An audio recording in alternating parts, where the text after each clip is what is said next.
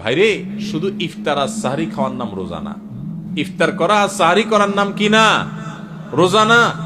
এটাতে রোজার স্ট্রাকচার দাঁড়ায়, কিন্তু রোজা ফাইনাল হয়, কমপ্লিট হয়, পূর্ণাঙ্গতা পায় যদি রোজা রেখে আপনি মুত্তাকি হইতে পারেন, যদি রোজা রেখে আপনি হারাম কাজ ছাড়তে পারেন, যদি রোজা রেখে আপনি খারাপ কাজ ছাড়তে পারেন।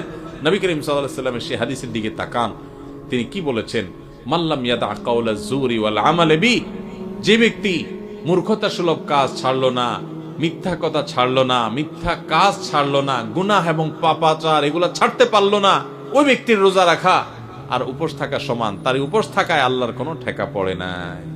অতএব এই বছরের রমজানে আমরা আসেন আগে থেকে পরিকল্পনা করি, ভাইরা আমার, আল্লাহকে সাক্ষী রেখে আল্লাহর সাথে কথা দেই, আল্লাহ এত বছর রোজা রাখছি, তোমার রোজার মর্ম বুঝি নাই, এই বছর আমি রোজার মর্মটা একটু বুঝে রোজাটা সঠিকভাবে রাখবো। চেষ্টা করা যাবে না ইনশাআল্লাহ? আল্লাহ আপনি আমাদের সবাইকে তৌফিক দান করেন। আল্লাহ আপনি আমাদের সবাইকে মুত্তাকি বানায় দেন, মুত্তাকিদের ইমাম বানায় দেন, আমাদের তাকওয়া অর্জন করার তৌফিক দান করেন।